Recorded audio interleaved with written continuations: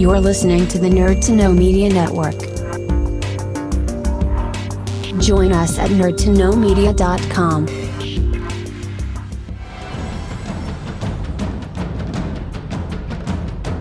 Broadcasting from the Blanchistan Center, this is Phoenix FM. The internet is a communications tool used the world over where people can come together to bitch about movies. According to the Nerd Index, you should be upside down in a junior high toilet around the clock. This is We're going live! Time goes in, time goes out. Never miscommunication. It's over 9,000! My name is Foxy. The balls are in there.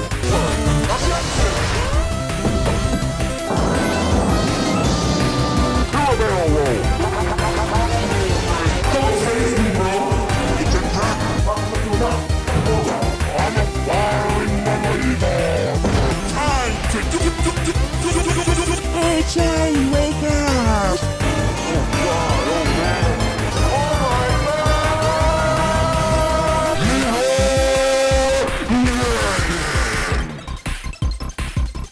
Hello, one and all, and welcome back to Nerd to Know Basis here on 92.5 FM. We are winding down to the end of the year, and with me, ringing in a new year, I have with me Cian and Dara. How are we doing, boys? Hello. I'm very upset. And why is it this week, Dara? Because I just pulled up Instagram, right? And I'm just scrolling through. And I saw some ads for something called Boo Hoo Man Official. Don't know what that is. I'm sorry, when you say you just opened Instagram, was this while we were talking? Of course. What? So sorry, Terry, you don't know Boohoo Man, the very, very popular men's online clothes retailer? No, but they have ads. I have pants on my way from them to my house. I really don't watch enough of those knockoff MTV channels. They also have normal pants. First of all, I don't know what these things are. I don't know why I'm getting ads for them, right? But they have some really cool shirts. Like they have a really cool Street Fighter shirt, like Street Fighter 2, and a really good Power Ranger shirt. And I'm probably going to have to create an account and buy them. And I'm upset by this. It's, hey, reasonable prices. Yeah, I know, Okay. but I don't know what it was. And I'm annoyed by it. It upsets me. Well, I'm sure you'll figure out this quandary in your own time, and you'll end up with a Street Fighter shirt. It looks like a really Thank you for turning this into content, by the way. And it's like €12. I'm just kind of reasonable price. I'm annoyed by it. So there you go. But what's the place called? Boo-hoo Man. Boo-hoo Man. We don't need to shill for them. They're not paying us, and they're already, again, incredibly popular. No, I'm not shilling for anything. No, they don't need our help. No, I don't even know what it is. And I just know that the shirt is cool, and I'm annoyed that I'm getting ads for it. Well, thanks for that, Dara. Now back to our regularly scheduled program. Hold on, you asked me how I'm doing, and I could be like, "Oh, it's fine," or it could be like something that actually is bothering me. No, this is just so liberating because so many times on this show I've said something, and there's been a dead 2.5 second pause, and one of you just goes, "Cool," and I just feel okay. Time to put you in the home. Yes, Grandma, everything sucks. Everything stinks. It stinks. Yes, Mr. Sherman, everything stinks. Well, as we round out towards the end of the year, coming off of the back of the announcement of hit popular movie Saw 11. I want to play a game. Hey, Saw 10 was good. I haven't watched any of them since 1. See, I will have you know that I am a Saw connoisseur.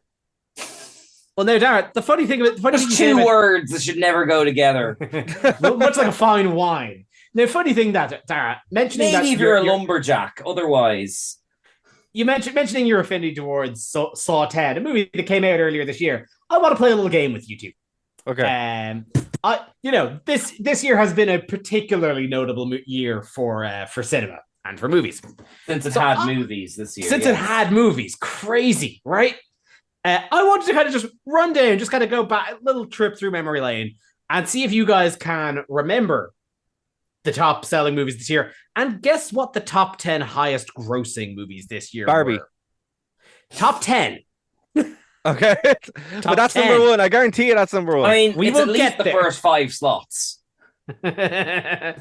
Yeah, the 3D, the IMAX. the- Yeah. The 4D. The one Oh where god, it's all lads, just the color pink, lads, I like was on in the old I was days in when you change color in a Game Boy.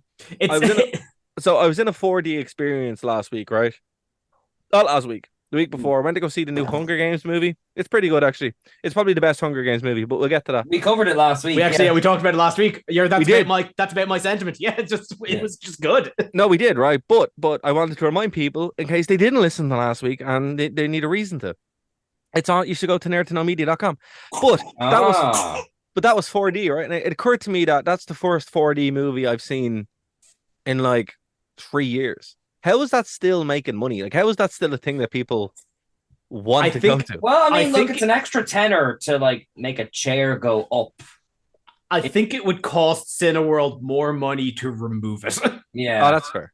Because I've only ever had one good experience there, and that was when I went to go see The Matrix, because they actually had it timed up perfectly. Otherwise, I'm just kind of like, it's going to spill my drink. I don't like Yeah. this. Please stop. I've told you my 4D story before, right? Tell us again. The good people. Kev, you'll probably remember the Harry Potter experience. yes. Okay, But if continue. it's already on the show, I won't cover it again. No, cover it again for the good people. Go on. I'll do like a 30-second recap. Basically, we went to a midnight screening of the second Fantastic Beasts, which in retrospect was a mistake, but even more so for the reasons than expected.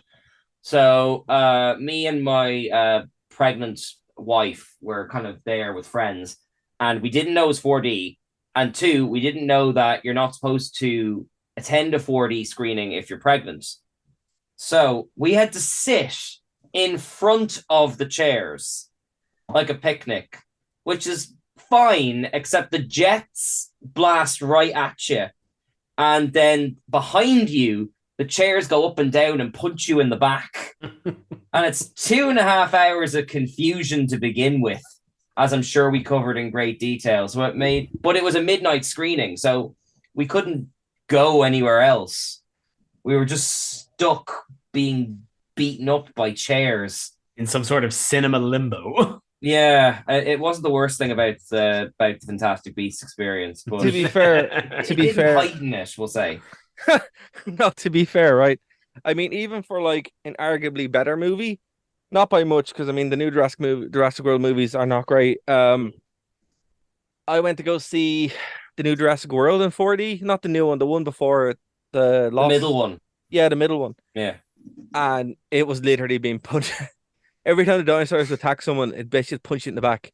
So you're just sitting there going, "Why am I getting punched in the back Yeah.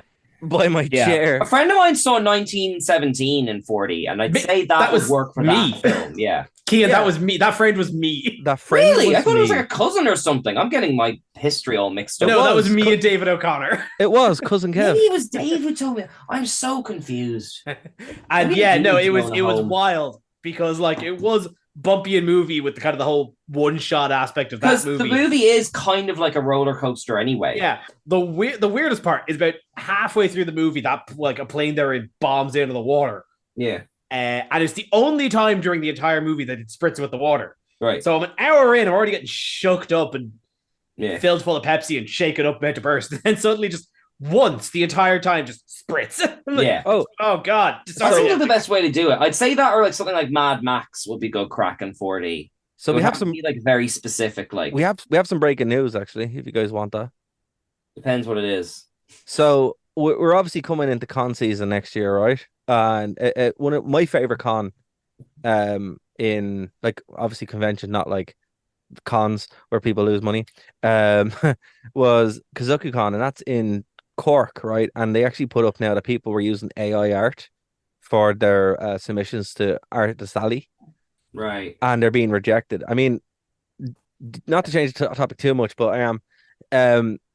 What do you guys think about that? Do you guys think like Well, no, but AI, it's theft. AIR scans other no, I- people's existing things No, and no, makes a I- compilation, doesn't no, it? that's not the point. No, what I was saying was do you think do you think that's widespread that people are like using AI art for Oh, like absolutely. It's happening. It's thoroughly. happening Sell with at conventions? scripts. It's definitely happening with art. Like, Oh, really? It's To sell at conventions? rampant. Yeah, no, it's Wow. it's all over our like online art circles. I think we've talked for Dublin Comic Con a fair bit. They got some flack for the past couple of times for having some AI artists Really? snugged into the artist I alley. didn't notice that. I We didn't actually notice this shop either. in the alley. No, there was reports from some of the other artists that Wow. they Because- got a pass on that. So that's it's rampant because of it's people just looking for a quick buck because they can scan together some amalgam of something resembling art and sell it for a premium by just printing it. Yeah. But yeah, I mean that's literally breaking right now where they're putting up basically notices don't do it or Well, you'll good be for them. immediately And that's probably going to be the standard Mm. for cons kind of going forward. That's Yeah. wild though. I mean, Yeah. the reason why I bring it up is like, we're coming to the end of this year, right? And this year really was the first time that like AI took off essentially, right? I mean, like to the general public where people are actually able to use it. And it's just kind of changed the way everything works, really. And I think that's going to get further and further and further as it kind of progresses before we reach general Like artificial AI is intelligence. a tool, though. If it was sufficiently transformative, I think it would be fair to consider it your own. Like if you use the AI to, I don't know, have Morbius and I don't know, some random celebrity hanging out in a Starbucks, like, with Alien and Predator, and something really weird was in it, and clearly a lot of creativity had gone into it then, and you like went to the effort of printing it on a nice paper and all that, maybe then it'd be okay. But it even was still, but it was like just a picture of Miku or something. No. but even still though, Kian, the nature of tools like Midjourney, that it's not creating that and it's not transforming that. That's still scanning its databases and its resources. No, like I for said, you'd images have and to put a Morbius. lot of like it would have to be something that Google couldn't auto generate. You know what I mean? Like, It's just yeah. wild. I mean, it's. I didn't think I would see something like this that quickly. Like it is really like I know laws and this kind of stuff happen. They're obviously reactionary by their nature, but like we're talking. When did GTB come out? April, June? No, like- I think about 8 months. Then no, 8 like, months. and I'd it's say like that's wild, man. no. That's I think crazy. that tracks. Like it obviously it was a big problem for cons. It not must only be. in Ireland. It must be. It must be a serious issue. Yeah, like that's think considering globally the amount of like art conventions between then and now, Mm. grifters would have absolutely swamped the place by then. Well, there we go. I mean, so if you're attending, like, it's great to see that KazukiCon are on it, and I'd imagine we'll probably see. yeah, That and hopefully being it'll gone. become like the industry standard. Like, But here's the thing: how do you? I guess my question is, how do you police something like this?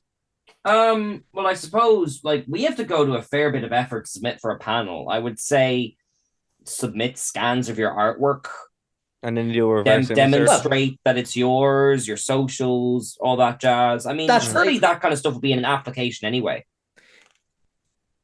Yeah, like there's definitely like because there is basically back searching tools that would Yeah. be able to scan and say, oh no, this was just pulled from X, Y, or Z. But it's all that. The standard should be that this is all part of the screening process when you're applying for these sorts of panels and tables. Yeah. At least kind of a cursory glance at somebody's socials would probably tell you if they're grifting or not. Yeah, exactly.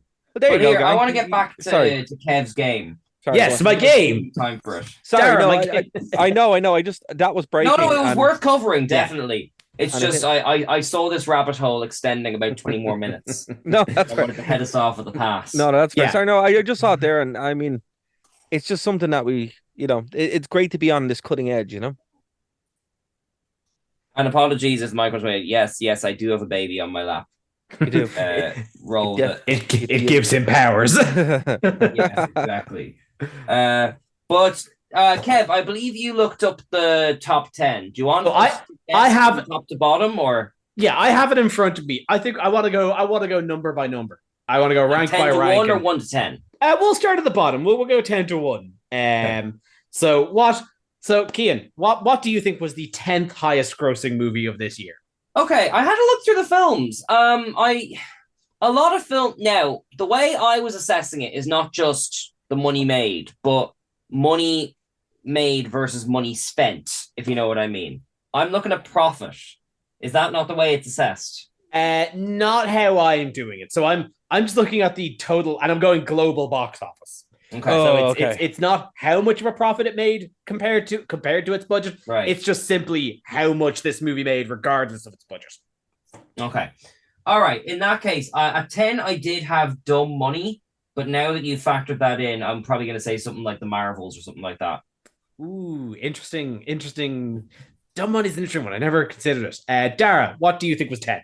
Hold on. I'm trying to remind myself of the movies, and I actually clicked on.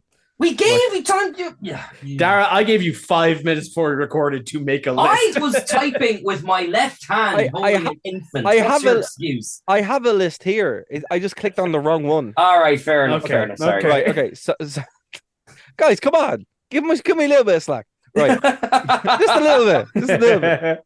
Cian's like, I'm so upset about Doctor Who last week. Still am. Still am. That's fair. I mean, that's fair. That's fair. I will be again. I will be again. This is my life. All right. So number 10. Okay. Dumb Money's a good guess, but I wouldn't have said that. The Creator. The Creator. Number 10. I mean, Very interesting. yeah. I like. I don't know. Yeah, number 10. Number 10. Okay. So first off, all wrong. Damn Thought so. None of them are in the top 10 at all. Right. For the Guys, record, come on. The Marvels, number 22. Yeah, Okay. no, the Marvels did not do well. But you were warm because number 10 was Ant-Man and the Wasp. Okay. I thought that was a bomb. So did I. Okay. Comparatively, Did it make more money than the Marvels? That's surprising. Yeah, about twice. Yeah, What the Marvels Marvels did not do well. Okay, all right. The Marvels did not do well. Because the reception that was so lukewarm, and critically, the Marvels seemed to do better. I thought it might have, especially with the gap near the end of the year, I thought it might have picked up a bit more than that, man. Yeah, no, I am surprised Ant-Man and the Wasp is on this list, if I'm being honest. But all right. I am not the arbiter of this. I am simply reading the list. Okay, so moving swiftly onwards. Number 9. I'm Was it relatively 9? confident on this. Dungeons and Dragons. Okay. Dara, number 9. Okay, sorry. Are we going? We're just going to box office. We're not going like ratings. Box office. Yeah, just simple, pure income, and I'm going on the global numbers. Okay. Shazam 2? Ooh, I haven't got any DC on here, actually. That's a good point. Well, drum roll, please. How wrong are we? No. Okay. Unfortunately, Pinocchio, and I am so glad you mentioned it because apparently not a lot of other people mentioned Dungeons and Dragons. That is number 22. Funnily enough, Marvels was 22. Sorry, Marvel's 23. Okay. Dungeons and Dragons 22. Dungeons and Dragons, it wasn't a bomb, but it did not do the reception that they were hoping for. And I think Chris Pine is really trying to carry the weight of making a sequel of that off his back. Right. Okay. Dara, you fared even worse. Shazam was number 34. Ah, damn. Okay. So what was it then? Number 9 was Elemental. Oh, that was a good movie. I If like we that. all remember... Like, really? Okay, I thought the whole streaming thing would have taken money off that. No, do you not remember the absolutely wild comeback that movie had? Its first weekend. That's true, actually. More kids are talking about it now that I teach than when it came out. Yeah, it's very good. I like that movie a lot, actually. That's it. It got panned initially and was like set to be a bomb to the level of that like Wish is doing now. Oh, that's cool. Wish is terrible. But like that's its second week, it exploded. I think it overtook Encanto. yeah, like just completely like out of the blue success. But in any way, that's so Elemental was number 9. Right. Number 8. Okay. I misplaced confidence. I'm gonna say Saw 10. Okay. A horror movie in the top 10. That's a bold move, Cian. Once you see my number 7 pick, you'll understand why. I'm gonna go the complete opposite side of that and go No Hard Feelings. Ooh, okay. A comedy in the top 10 and be even more impressive than a horror. That's no, you guys are taking some bold swings. Bold swings. Some bold swings. That's a very nice way to be like, you are wrong. Which, especially considering, wrong. you were both absolutely wrong, because number 7 is the safest swing you could absolutely make at the box office, and it was Mission Impossible: Dead Reckoning Part 1. Really? I looked at that. I didn't realize that actually made a lot of money. No, I thought no one I know talked about it apart from Dara. No, but Mission Impossible, I've never actually seen a movie myself. Mission Impossible is always one of those safe franchises. But they're always really good. I always really enjoyed them. That's like they are just. Oh, nothing against them. I don't know injection. anyone who saw it, like apart from Dara. No, I don't. I don't have a search function on this in front of me. But immediately looking, Cian, Saw X was number 40. Okay. I'm also just realizing that I left Fast 10 off this list, which is going to kill me later. But hey, if you still have 6 entries. You can adjust on the fly. I won't know. You know what? I'm going to stick to my slightly manic list instead. And that popped up somewhere. I found it here. No Hard Feelings was number 48. Okay. So getting back to it, number 7. Number 7 on my list. I believe in you guys. I believe you can get 1. 2, considering 1 is a safe bet. I haven't got a single one right yet, but I think this may have been because I noticed this was actually still in cinemas when I looked it up today. So, which was presumably it's still making money. I'm going to say Paw Patrol. Okay, Paw Patrol. That's a weird choice. That's a hey. You know what? I could see. You say that it's been in cinemas for 3 months. No, I can see that being a safe bet. Okay. Kids will just keep going to see it. Yeah. John Wick 4. You're a clever man, Dara. You're a clever man. Yes. Not that clever though. You're both wrong. Really? Is John Wick 4 not there at all? John Wick 4 is number 11. Oh, and it's sickened. No. I am absolutely sickened myself. No, that deserves to be so much higher, but also fair enough.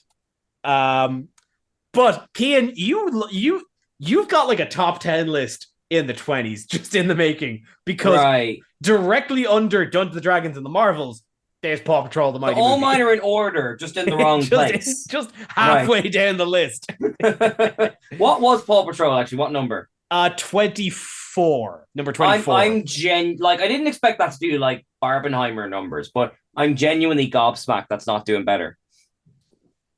Obviously, well, now here's the thing, Cian. Kids went instead in the middle of the summer to go see another movie a bunch of times, and that was our number 7 pick here, The Little Mermaid. Oh, okay. I still think the Disney movies, that those Disney remakes are on the way out. I don't think they've got the lasting impact. The Little Mermaid. I don't know anyone. I teach a fair whack of kids. I don't know anyone who's seen Little Mermaid. I think just people we don't know people, but a lot of people just went to see that because they know the songs. Yeah, I mean, obviously I know brand recognition and all that, but yeah. Well, it seems like the two of you need to get some help as we go into number 6. Okay. I'm starting to have doubts, but Guardians of the Galaxy 3. Oh, that's safe bet. Okay. See, there's ones I want to say and there's ones I don't want to say because the movies I liked, but apparently nobody else likes. They're too busy going to see Disney live action remakes. Oh, hold on. Here's one. Transformers: Rise of the Beast. Transformers. Michael Bay still has some holding power. He didn't actually direct it. Was he not the director on this one? No, the director of Creed 2 did this one. He's been out since 5. Wait, did what's his face? Did Ryan Coogler not direct Creed 2? No, someone else did. Damn. Okay. And then sorry. Michael B. Jordan directed Creed 3. I knew that. I thought Coogler was. Anyway, that's me just pulling at that thread and unraveling myself. But no, you're both wrong, but not by miles. Okay. Dara, you had a bit too much faith in Transformers. That's number 12. I'm surprised that did that well, actually. Right No, under. I'm not because China. Okay. Yeah, we're Chinese global China- box office. Yeah, Chinese market's always huge for Transformers. And to be honest, Right. I have had no interest in a Transformers movie since like the second one came out. Oh my and I was God, like The 12. movie's so bad. It's horrific. There but was still. something about the way that big mechanical ape moved that I was Yeah. intrigued. Well, It's- Bumblebee was class too. And listen, it's on Paramount. I have that, and I'm like, I open up and see Transformers every time I go to watch Deep Space Nine. I Mm. may just watch it someday. It is genuinely horrific. Now, Kian. Yeah. I will not be revealing the place of Guardians of the Galaxy. So it Volume is 3. on the list. Has It just to be. hasn't come up yet. Has to be. I'll take because- that as a partial point in that case. because it is a sleeper hit later on our list. Right, okay. But in its place in number 6, Spider-Man Across the Spider-Verse. Oh, I forgot about that one. Yeah, I forgot to Garbage. see that one. Garbage. I think I'm surprised that made that much Garbage movie. for like a Dara. You're wrong, and that's okay. Hold on. It's a two-parter, and he lied to everybody about it. It's no, they didn't. They Yes, they did. they Yes, made they did. that no. Yes, I they haven't did. seen this film. If you, I knew that you was the give it first away, part I'll of this hang up. movie. and I'm running the meetings. That's a proper threat. Well, I didn't. No one said it to me, It's also a perfectly serviceable standalone movie. except it ends on a cliffhanger. So does Empire Strikes Back. Oh, you damn it! I knew you were going to do it. I knew you were going to say that. I was like, I really hope he lets this go. No. I knew. I was like, so does Empire, and I was like, no, hopefully he'll let it go. Oh, Gotcha. I do. I've no comeback. Oh God, Kev, well done. Well And done. we- Touche, pussycat. Touche. As we move swiftly then on to number 5. Okay, I was originally going to say Killers of the Flower Moon, but now based on everything No, I else doubt- we've heard I so doubt far, that. I doubt don't that. think that many people are going to be that brave. Yeah, I don't think so. So either. I've done a swap around, and I'm going to say 5 is Five Nights at Freddy's. Oh, that's a good one. That's a good pick. Okay. That's a good pick. Did you know there's a Resident Evil movie that came out this year? I did not. I just found that out. It's the number one film. I would be amazed. and Dara is claiming it was the 5th highest grossing movie No. this year. I'm not. That's just a partial factoid. I'm gonna go with.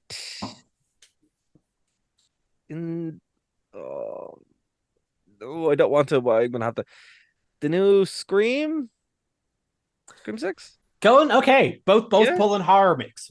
Both Yeah. pulling horror flicks. Come on, Risky moves. Risky Come on. moves. come on. Both incorrect. What? What are people going to see? Well, Kian, again, not far off. Five Nights at Freddy was a phenomenon, but just not enough to break the top 10. Five Nights at Freddy's was number 15. Okay, I'm keeping my exact list pretty much. You're rolling around in that Yeah. in that early before 10s. Dara didn't serve so well. Scream 6 was number 30. And for the record, Killers of the Flower Moon was number 31. Made it Okay. less than Scream 6. Right. Okay. Poor Scorsese. Oh, I think he's going to be fine. Poor but Wiggum. in its place, Kian, I gave you an out. I gave you a chance to lodge it into the list. This Number is gonna 5 be was where, Fast 10. see, I've had a feeling this is where Guardians is going to be, but I didn't want to say it twice. No, Fast 10. Ah, sugar. Well, that was going to be my next one, so that's handy now. Okay, so we're getting tight now. We're getting into an area where there's a lot less wiggle room, especially with a lot of known quantities still to come up. Right. This is what, number 4 now, is it? Number 4. I'm going to say this is where Guardians is then. Okay. Dara? I don't know who these people are or what they're going to see, but I'm disappointed in all of them. Dara, I will not stand here and accept slander on the Fast and Furious movies. Because if you watch them, you will realize that it is a cult of sheer energy. You'll laugh, you'll cry, it'll change your life. Truly. No, it never changes your life. Listen, so when I went to go see the Fast 10 movie, I went to go see it because a bit of it was based in Rome. And I was like, I'll go see anything once it's based in Rome because, as you guys know, I enjoy Rome a great deal. And the movie was not in Rome that much, and it was disappointing. But what was more disappointing was it turns out it's a trilogy. So there's 3 parts to this movie, and I don't understand why. And I was very, very, very confused by the whole Like thing. A New Hope. That's a continuous story. This is just like it just ends with a truck coming near him, and then they made a Mortal Kombat Legacy cage match cartoon movie this year. Guys, we haven't been watching the right movies. What world are we living in? Seriously. No, but Dara, what was the 4th highest grossing movie this year? There's my number 3. I'm surprised you haven't said already. Actually, I know There's we're ones jumping ahead, but there's ones I want to say here, but I'm changing on the fly because I've been wrong all the time. Cocaine Bear? Yeah, am I right? Are all of yours Am I right? horror? Am I right? Is it Cocaine Bear? You are absolutely wrong. Keane is absolutely correct. Number 4 Ooh, is got Guardians one. of the Galaxy Volume 3. Cocaine Bear. Now, let me pull this back. Now, You were absolutely wrong. you were absolutely wrong. Where did I see it? Cocaine Bear. Cocaine Bear is down at number 47. For context, Hayao Miyazaki's The Boy and the Heron, a movie that exclusively released in Japan up until this week, where it has only been released in the US, still has not been released in the UK and Ireland, has made more than Cocaine Bear's entire run. Wow. I mean, that doesn't shock me at all. I suppose Cocaine Bear was just a meme. Cocaine Bear was not good. It was actually not a good movie. Right, next one. I know what the next one is. I know what the next one is. We're in the top 3. I think So really, considering it's the year of Barbenheimer, this is kind of our last guess. that's No, I think you can really pull these 3 out of the bag. So No, I know what 2 and 1 are, right? But the next one, can I go first? absolutely, yeah. Super Mario Brothers. Okay. Actually, because we I think the 3 of these are known quantities. Let's get your top 3 in order off the bat. Okay, Super Mario Brothers, Oppenheimer, and Barbie. Okay, Kim. I Barbie and Oppenheimer I think are right, but I'm actually going to throw a wild one in. I think the number 3 is the Taylor Swift concert that was transmitted around the world for a few weeks. That count? Not a bad It's in pull. cinemas. No, not a bad. It is a recorded thing. It's I don't all think that acting like a counts. film. I don't think that counts. It does because it is on my list.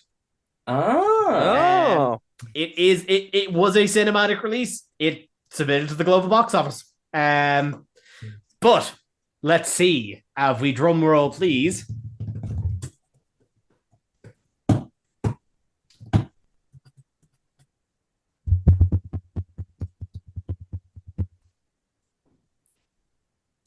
Both of you are wrong, but for different reasons. Oh, Kev, I don't like this game. I don't like this game, Kev. So, Kim, you said your top 2, where you said 1 through 3 was Barbie, Oppenheimer, Taylor Swift. Yeah. Taylor Swift is not in the top 10. Okay, where is she? Let me guess. She's 14 because that's how old I've been going. Number 20. Okay, it's still kind of in my list. Oh yeah, no, it made more than Dungeons and Dragons and the Marvels. Like it was still a global phenomenon. Right. If only for the fact that it was probably a very limited screening, it would have probably hit the top 10. Right. Dara. Yes. You did get all 3 movies. Yay! However, your order is incorrect. Oh. I'll still take it. I'll still take it. Because Oppenheimer was number 3, then Mario, then Barbie. Did that many people go see Mario? Really? Yeah, Mario everyone went to go see Mario. Yeah, Mario was a smash. To the point, Barbie, like we all accepted Barbie as a runaway hit as the number 1 in this movie. Barbie made 1.44 billion, right? Mario made 1.36 billion. Like, no way. Stop. Not like Stop. Illuminations know how to make money. I should have thought of that. Yeah, like really, truly not a huge margin of a difference. If Mario ran for another 2 weeks, it could have been the best selling movie this year. Wow. And then Oppenheimer came number 3 at 950 million. That's not unbelievable. quite breaking the billion. That's unbelievable. So no, people like Mario was a big deal. Okay, well, I got one right. I'm happy with Well, that. look, I'm going to take that as I got 3 right. And the hardest thing about that game is trying to pick movies that people will go to that necessarily are not good, but people went But anyway. that's it. I think reflecting back on like your guys' guesses, even though they weren't the highest grossing movies this year, there was a lot of memorable movies that came out this year. Yeah. Yeah. Like that's the fact that like you could put something like a Dungeons and Dragons or a Saw X or a Taylor Swift Eras Tour and fully assume, these are one of the highest gross movies of the year. It shows that this was an incredibly memorable year for movies that still is not done. Like as I mentioned, as we talked about last week, Ballad of Songbirds and Snakes has only just come out, and that is very swiftly rising up in those box office numbers because that's an incredibly popular franchise. And I mentioned Hayao Miyazaki's potential swan song, The Boy and the Heron, has come out and is lauding critical acclaim. I'm so excited. But yeah, that's I liked this exercise as a look back at the year in movies and the year in film. I don't mind doing this again with like streaming numbers or something. I didn't enjoy this game. It's because you lost and I called you out. No, it makes me sad. Makes me sad. People have terrible taste in movies. You're talking globally, though. And look, I mean, if you guys like these movies, not you guys, I mean, like people listening, I'm happy for you. You can feel the butt hanging in the air. I just don't understand. But that's okay. I'm really surprised you didn't put T-Swizzle on your list there, Dara. Well, see, no, that's my heart. But there's a difference. I mean, I'm trying to One day she's gonna do a concert in Rome and it's gonna melt your brain. Oh my god, that would be the best thing ever. In the Colosseum. Oh my god. She's definitely doing a concert in Rome. That's absolutely one of the stops in the Eras Tour. Is it? Hold There's on. no probably not the Colosseum, but there's absolutely no I way. don't think so, because you know, is it not Rome or is it Italy? No, they probably do it. They see the thing about what a lot of people might not know about Rome specifically, they don't really do music there. Most of the shows are up in northern Italy, so like Milan and stuff. Let me see. I'm actually googling this now. Like assumably, like every other Eras Tour concert, tickets are gold dust. Yeah, I know, but if she's in Rome, that's fine. Oh my god, no, hold on. Milan. Is it Milan? Yeah, of course it's Milan. See, I said this to you. It's almost like I lived in Italy for a long period of time. And I spent a lot of time in Italy. Oh my god. Oh yeah. No, I wouldn't go to Milan for. Well, the heart of the idea here is, Dara, if any listeners have any tickets for Taylor Swift in Milan, we would ask that you give them to us for absolutely free. For absolutely free. Absolutely free. For absolutely free. Because you love us. Yeah, because they love us, exactly. I have notes on your haggling technique. Which it's is called clout keying. Or if for some reason Taylor Swift is listening, we love you very much. Please give us tickets. Please, tickets. Please, we beg. Or even better, to the Tokyo Dome, and then we go to Japan. Tickets, please. Just that's a fun frolic and romp with Taylor Swift in Tokyo. That sounds a good time. That'd be amazing. That's like, so if Taylor Swift just happens to have a radio on driving through the Blanchardstown area. We don't know what you do. Or the internet. We are on the internet. Or sleep. Hey, Travis Kelch. I know you're listening. Come on, buddy, put in a good word, buddy. Come on, you know what's up. You know what's going on. So yeah, but that's cut most of the time away. We talk about Doctor Who. We'll talk Doctor Who. And we'll talk about E3 as well, because I know that's important. Actually, go with E3 first, because it's like the biggest thing ever. That isn't a thing anymore. All right, but if we get to 5 minutes, I'm muting your microphone and I'm just talking, because that's okay. That's okay. That's okay. Go with E3 then. Go on, Kev. Go. Go. Okay. So the broad sweeping terms is we finally got word of the inevitable that I think we've been expecting in the gaming community for about a year or two now. E3 is dead. The ESA have confirmed it. E3 is an event. It will no longer be taking place. Now, Finito. But why is that? As someone outside the gaming sphere, why is a this few different reasons. So, the biggest of which is that there has not been an E3 for the past 3 years, mostly because of COVID. Because of restrictions, because E3 is a, for those that might not know, E3 was the global showcase for video games that took place in LA every summer. It was like the mecca of it, where that, like, you'd always have your big That's where announcements. Keanu Reeves turned up on stage and all that. Yeah, exactly. Like it was always one of the big console holders just trying to one up each other in stagemanship. With show floors just full of demos and of everything bright and shiny new under the gaming sun. But there hasn't been one for the past 3 years because of the COVID restrictions and lack of funding. But even before COVID hit, E3 was kind of on a downward spiral. The proliferation of streaming and it, like the cost effectiveness and the efficiency of streaming announcements, like your Nintendo Direct that started a couple of years beforehand, really started taking the air out of it. I think even about 2 years before COVID, I think about 2018, Sony pulled out entirely of E3 and stopped doing showcases and show floors there entirely. So that's one of your big 3 platform holders missing. And Nintendo held basically a lip service conference, but that was a Direct with a demo space. Right. So for the couple of years before COVID, E3 was kind of just the Microsoft and PC showcase. And people were kind of noticing the stress of this.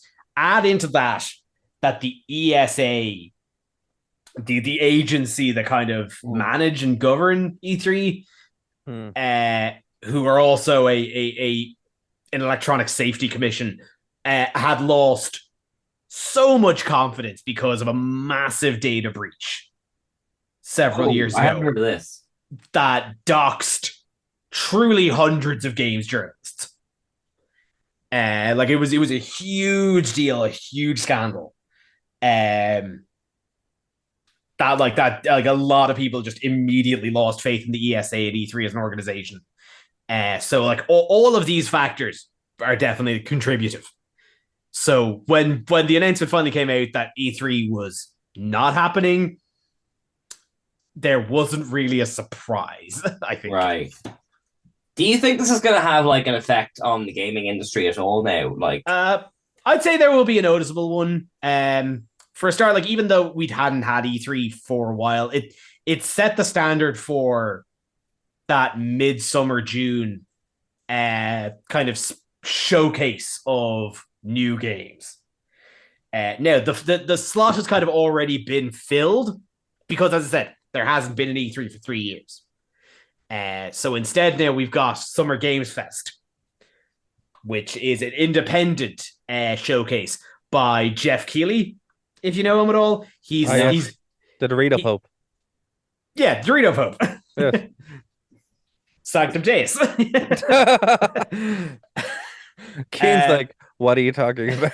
No, Jeff Keighley has been like a fairly prolific kind of games journalist for the past couple of decades. Yeah. Just like he's truly just a guy who is incredibly enthusiastic about video games, and when the vacuum for any sort of a showcase kind of appeared, he just got in touch with some industry buddies and filled it and basically made new E3 in Summer Games Fest.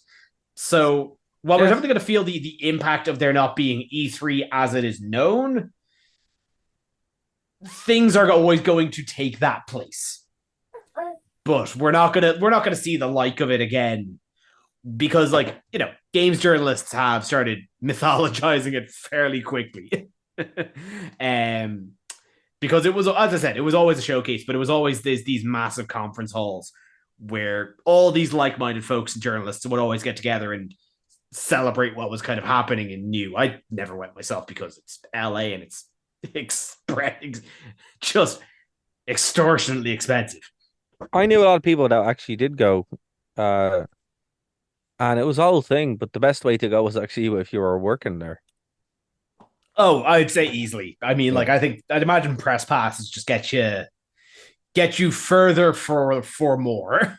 Yeah, or even like if you're working for a gaming studio, you went in, but that seems to be the only way that like people were able to go to it was, and that I think that's why it became antiquated, or not even antiquated. I mean, that's kind of harsh. More like out of touch. Quaint. Yeah, but also kind of like away from what people wanted, because like it very much like the video game awards where it was or where it is just something that it happens but nobody really cares. You wouldn't sit up and watch it, and it's like all award shows, they are kind of antiquated in a sense. Well, it's not even an award show though, it's a promo thing. Like, no, but that's what I mean, like anything like that, it's if it doesn't adapt, if it doesn't move, it's just like a thing that is for industry only. Well, I mean, I didn't hear much about E3, but I did hear that like journalists were like, because of the nature of like the way it was all set up, they were basically watching their phones to find out the announcements in real time while being there. By the latter few years, overcrowding became a serious problem. So yeah, like that's people weren't able to get into the trade halls. Like, sure, you guys know how the whole thing started, don't you? I mean, it was a trade conference. Like people, in the early 90s, it was these game companies went to talk stock numbers. It's not actually it was actually not supposed to be built for what it became, which is like, it was supposed to be as Kev said, it's like this thing for it was a shareholders meeting. Yeah, effectively, it's like going to like the tech summit or something like that. Yeah, you can go, but you can buy a ticket, but unless you're in the industry, it's kind of silly. It's kind of unnecessary. So I mean, I think this was something that was a long time coming, and as Kev said, it's also rather expensive to go. But yeah, I mean, I guess why people are so upset is because they don't get to hang out and get loads of free stuff, which is why a lot of people went as well. So bummer. Quotation marks. But yeah, no, as I said, like there's that the vacuum it left is already kind of getting filled by Jeff Keighley's Variety Hour. But yeah, no, that's just it's now a thing in the gaming landscape that is gone, and I won't say if it's better or for worse. It's just it was, and now it is not. It was what it was. It was what it was. Cian, how's Doctor Who? Well, I suppose, yeah, some segue about things ending and going on and starting again and all that. And then E3 became Shooty Gatwa. Yes. So, out of Dara, the I'm assuming you've seen the episode. Oh my god, yeah, I have. Kev, have you seen it? I have not. Have you? Well, here's a better question. Do you know anything about what happened in the episode just by virtue of online presence or anything? Absolutely not. That is actually impressive. I know that like you and I are probably on different algorithms and stuff, but still. I keep my head to the ground. I watch Deep Space Nine. That's my life. Before Dara gets a word in, the finale of the big 60th trilogy thing went out. Loved it to bits. Loved Neil Patrick Harris as a camp toy maker dancing to the Spice Girls, which is going to live rent-free in my head for a while. Loved all that kind of nostalgic stuff. But the big talking about, especially because we got 5 minutes, the big talking point is that instead of the regeneration, we got a bi-regeneration. So instead of one just turning into the other, they kind of just split in half like an amoeba. So David Tennant got to hang around, and it also meant that Ncuti Gatwa turned up about 10 minutes early. Usually the done thing is that you do an entire episode, it's all really sad, and then like at the last like minute, the new Doctor turns up and goes, blah, or something. How's zany? And then they're like, tune in next year. So it was a nice surprise we actually got to see him for a bit, in the episode. But yeah, it also means that David Tennant gets to keep being the Doctor. He's just living in retirement, which is quite cute. As I mentioned, I kind of dipped out around Capaldi, so I know David Tennant's Doctor. So that means there is two David Tennant Doctors just kind of kicking around the multiverse. Oh, let me tell you a tale of many Tennants. By my count, there's at least 3 or 4 David Tennant flying around the place. So David Tennant is the 10th Doctor. He's also technically the 11th Doctor because he regenerated and kept his face. A severed hand that he has in a jar grew into another David Tennant that is living in bliss with Rose in a parallel universe. Yes, that's the one I accounted for. Yes. So, and then the 14th Doctor was now a fourth Tennant. I think I've misplaced one somewhere as well. I can't. My hands are full. I just keep spilling my cup overloaded. Depending on where you tenants. count it, there are 3 or 4 Tennants, but this is the first time where like a previous Doctor will be living, like, you know, living out their retirement while another Doctor goes on, which is, you know, it's a bit head wrecking for continuity, but it's clearly meant to be like the 10th Doctor, just older. So, like, for the people who, I mean, based on this episode and what I've seen of the Christmas special, it looks like Doctor Who's going to go super LGBTQ in the coming era. And I'm looking forward to that. I imagine it wouldn't be everyone's cup of tea. So the episode was a nice sort of like, look, if you're hopping off the Doctor Who bus, this is the retirement, the happy ending. If you're sticking around for the party, this also going on. So I thought it kind of split the difference in that. Dara, how much do you disagree with me? It was single-handedly. So the Hindenburg going down was pretty bad. This was worse than the Hindenburg. And there we go. No further questions need to be asked. Now, Dara, I seem to remember last time that you were saying that fun was the issue you were having. Now, I seem to remember Keane mentioning a camp Neil Patrick Harris singing Spice Girls. That was gas, right? And all joking aside, right? All joking aside, because I mean, first and foremost, this is a comedy show where 99% of things I say on this are a joke. Yeah. For the funny ha-has. But no, I mean, look, it was what it was. It was quite fun. Neil Patrick Harris is obviously like a national treasure. I think it was cool the way they did, like, you know, they kind of give fans an out, but they're also like, yeah, you know, but they also, I mean, one thing he picked up on, Keane, and your knowledge, Doctor Who, by the way, is actually phenomenal. It really is. It really is. But you know, it's kind of with the Time Maker, they messed around with some continuity as well, where they're like, hey, you know, I may or may not have actually messed with your head and changed your story without you even realizing. Yeah, I may have not, like, so it kind of put in this and muddled the water a little bit with like the way we think things are, and also the way with some of the Doctors they may or may not still be around. Yeah. What regeneration actually means, because remember in the 50th anniversary as well, like Tom Baker's. That's what. Yeah, he came back as the curator. He came back. Yeah. So you're right. I didn't think of that. That yes. could be retroactively connected to that. Yeah. Exactly. Yeah. So I mean, I really like that, and you know the fact, you know, because it is, you know, wibbly wobbly, timey wimey stuff, and that's kind of how loose and fast you can do with Doctor Who. So in that way, yeah, I mean, it was kind of cool, and it was a bit more Doctor Who than it's been. But it's something I like about Russell T Davies' writing, which is whereas other Doctor Who writers, including Chibnall, love him or hate him, will generally go, oh, we could do this and we could do that, but it's not in the rules. Russell T Davies tends to go, I have a fun idea, and it's fun enough that we'll do it, and we'll break the rules, and we'll explain it away later. You know what I mean? Like, yeah, and look, I mean, if people liked it, I totally respect that. I'm not going to sit here and say it was awful. It's just, I don't think this is going to be for me. And okay, I mean, that's fair. And I don't think it's going to be for a lot of people. And there's probably a lot of reasons for that. And I don't think it's necessarily right or wrong. It's just a stylistic thing. I think Doctor Who, and I mean, I've always felt this with Doctor Who, because when I got into it, I started watching the older stuff, and there were certain series, certain Doctors I didn't like, certain Doctors I did like. And I just think that's the way it's going to be. Some are just going to be better than others. I think, yeah, you hit on a good point there, but I think that one thing to consider as well, this episode especially, it's kind of a backdoor pilot for a few spin-offs. Yeah, absolutely. Like, you don't keep David Tennant around and not use him. They had an entire unit tower with like a robot and characters and all that jazz. I think they are going to try and marvelize the Doctor Who stuff. And they should, and I can't believe they haven't. They have an extended media.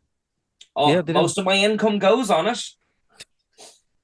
But yeah, I mean, look, if it's not a radio play, the BBC doesn't want to hear about it. Yeah. and I think that does make an awful lot of sense. I think they have missed the boat in that way. But also, it's like, look, Shidigawa, is that how you say Yeah, it? that's it. That's it. Yeah. He is a head wreck. And I just get the vibe where I'm just like, no, I just can't. It was very much the same. Like as soon as I watched Capaldi, I'm like, I just can't.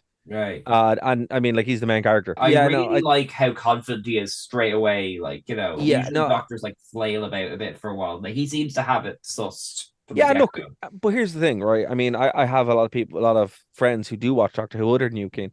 And they've assured me that they'll let me know if it's worth watching. So I mean, I might drop back in, but I mean, what's it? Once burned, twice shy. Yeah, weirdly enough, I trust them over me. I'm too close to it to kind of judge it, which I shouldn't say because I review it. But, No, that's fair. It's No, true. that's fair. No, that's fair. I mean, and the thing about it is, it's like Capaldi burned me really badly. Whitaker burned me really badly. So with any doctor, I'd be like, right, you need to make a good impression. I don't think this was the impression that I was hoping for. The show Right. was the episodes. Last episode actually was probably the best one. But I mean, I'm going to reserve judgment on it. It wasn't the knockout that I needed, but it does Right. actually offer a good, like, to say something positive about it. I'd really like to try and say something positive on it. It gave people an out. It gives, as you said, and it's a very good point, good opportunity to do side media, to do a Doctor Who spin-off if needed, and also retroactively bring back Doctors or whatever they want to do, which I think would be a really cool way to do it. Or even have the radio plays being like a cartoon series. That'd be cool Yeah, too. so that'd be a nice. They've already animated loads of the missing ones, so like, They have, that'd be a yeah, nice and second step. Yeah, And I think doing that would be really good and putting it up on Disney Plus. I mean, yeah, you're to me, that makes absolutely sense. right. But And look, I think I'm not sure how we're doing on time, but like to go back to something you said there, I also appreciate that the episode was respectful of all Doctor Who. yeah, Like it that was didn't good just too. like say Yeah. the Witch Career didn't count or whatever. Like that lovely little puppet show where he was like, here's all the things that have happened since Donna Noble left, and it was done in a fun way. And it kind of it reminded me a bit of Skyfall, the Bond film, where it was like it makes a case for Doctor Who ending and also carrying on. It walks that line dramatically, yes. And look, and the thing about it is, it's like once it needs to find its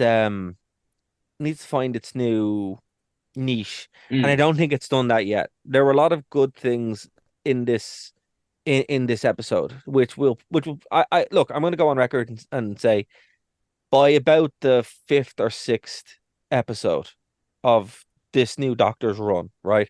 I think that's when you'll be able to make a good reading on it and go, right. That's a good kind of run in time. Yeah. And I think that's when we'll be like, okay, this was a success or this was a failure. And that's kind of when I want to come back to this.